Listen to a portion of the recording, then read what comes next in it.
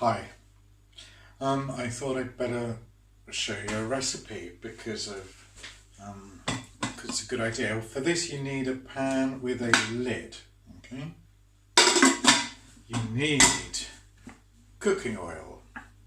You need an onion. You need chickpeas. You need spinach. You need a stock cube. And you need brewer's yeast. Okay. And a source of heat. Okay. Yeah, okay, I'm going to pause you and cut some things up. No, I'm going to tell you the amounts. So it's, I don't know, it's about how many grams? 400 grams of chickpeas. 300 grams is fine. I think you have cans in the UK that come to that. This is 300 grams of spinach. I'd say that's a medium onion. It's about the size of an onion. And a stock cube is a stock cube. Okay, I'm going to pause you and cut up the onion.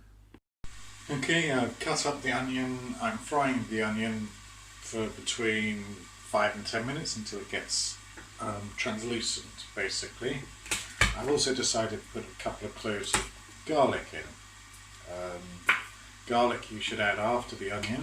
The difference between cooking garlic and cooking onion is that garlic tends to burn quite easily and is unpleasant if it's burnt, whereas onions, if they burn a little bit, it's not the end of the world. And they taste okay. The other irritating thing about garlic is that it's sticky.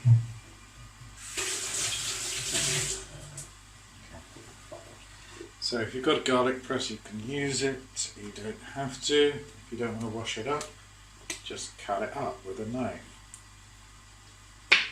Like that.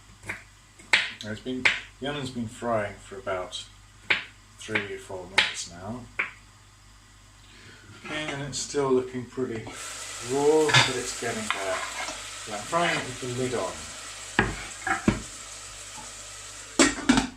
Okay, because I want to retain the flavour and I also want it to cook more quickly.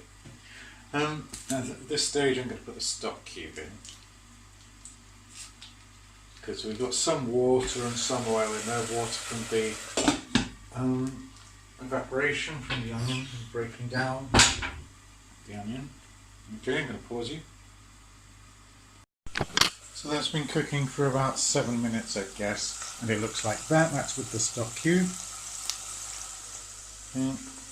Now I'm going to add the chickpeas and stir. I decided to add some lemon juice as well. How much lemon juice, you say? A couple of spoonfuls. So the chickpeas are in there with the garlic, with the onion, with the stock cube, and with a squirt of lemon juice. I didn't mention buy cooked chickpeas because life is too short to cook chickpeas. No, it's not. But if you've got a pressure cooker, cook them. If not, don't, because it takes hours. Okay, so it's getting pretty. I get spinach in a bag from the supermarket because it's fresher here that way, because it is too warm. In England, it's probably more practical to buy spinach in the grocery section of the supermarket. Anyway, in goes the spinach at this point. Now, if you can fit it all in, then that's good. If you can't fit it all in at once, it doesn't matter. But the important thing is that, so you can wait for it to cook down a bit and add some more, is that you put the lid on, okay, because you want it to boil down to nothing, which is what spinach does. Okay.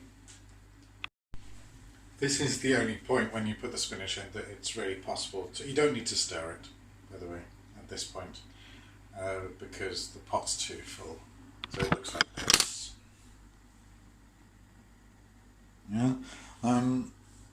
obviously we'll stir it at some point. You don't stir it now because it's going to cook down and get smaller. Brewer's yeast isn't essential. Okay, stock cube isn't essential. What is essential? Life. Water is essential. If it starts burning at this point, you can add a little bit of water. And by a little bit of water, a cupful, so a couple of spoonfuls, nothing more, not pints, but hopefully this won't burn. Okay, it looks like this now. Okay, we're about 12 minutes into the whole cooking process. And at this point, I've decided it's the time to add brewer's yeast flakes. So, that much, approximately. And about 15 minutes in from when we started, this is what we've got. Take it, put it in there, and eat it. As you see, there's quite a lot of liquid there. Haven't added any liquid. Yeah, salt and pepper to taste. I hope that helps.